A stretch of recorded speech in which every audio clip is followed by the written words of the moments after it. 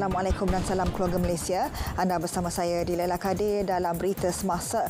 44 pendatang asing tanpa izin parti ditahan APMM Selangor pada kedudukan 0.5 Batu Nautika Barat Daya Tanjung Layang, Pelabuhan Kelang. Seorang tekong dan 2 kru warga Indonesia juga diberkas bersama sebuah bot kayu. Pengarah Maritim Negeri Selangor, Kapten Maritim Siva Kumar berkata 39 penumpang merupakan lelaki, 4 wanita termasuk seorang kanak-kanak lelaki 12 tahun.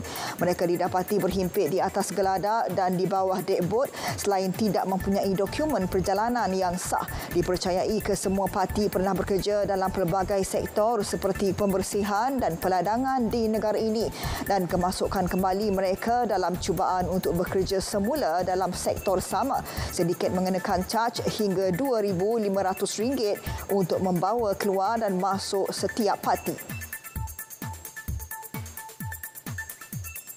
Ciri-ciri keselamatan pembayaran tanpa tunai dicadang dipertingkat bagi mengurangkan kes-kes jenayah berkaitan.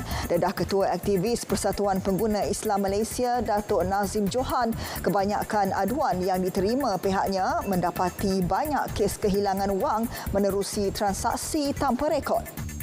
Justru katanya mekanisme baharu ciri-ciri keselamatan pembayaran tanpa tunai perlu diperketat segera bagi melindungi data peribadi pengguna.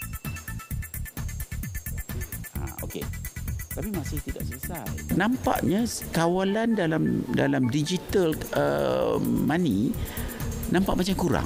Macam tak terus, tak payah tengok muka, tak payah nak check IC, nak letak tangan dia. Ini yang kita risau.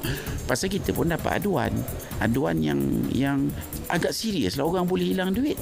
Macam mana orang boleh hilang duit 2 million tiba-tiba hilang aja. Jadi benda-benda seperti ini pihak berkuasa, bank negara, bank Kementerian Kewangan kena mengisi keperluan ini. Pasal saya tidak bergantung pada cerita-cerita orang. Ini pasal saya nak cerita pada otoriti. Meskipun Putrajaya bukan kawasan berisiko banjir, pasukan agensi penyelamat tetap siap siaga untuk sebarang kemungkinan. Pengerusi Perbadanan Putrajaya, Datuk Fadlun Mak Wujud berkata pihaknya membuat pemantauan rapi terhadap kawasan Cerun dari aspek kejuruteraan dan keselamatan. Beliau berkata demikian ketika merasmikan Majlis Kesiapsiagaan Bencana Peringkat Putrajaya. Dalam pada itu, pasukan keselamatan Putrajaya akan turun padang ke negeri-negeri lain yang berisiko banjir untuk menghulurkan bantuan dan tenaga kerja.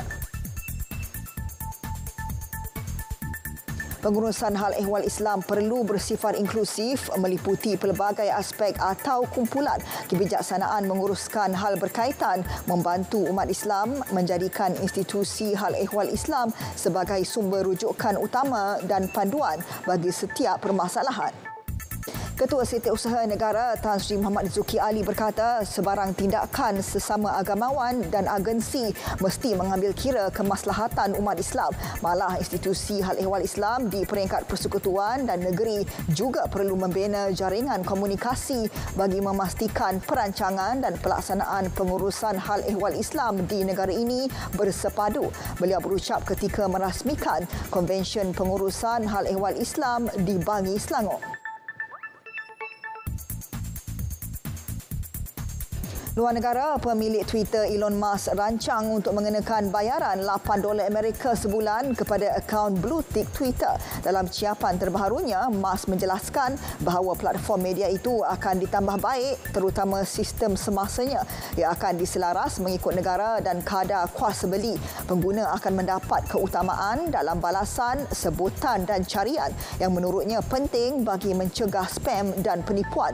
Pemilik tanda itu juga akan mempunyai keupayaan untuk menyiarkan video dan audio yang lebih panjang.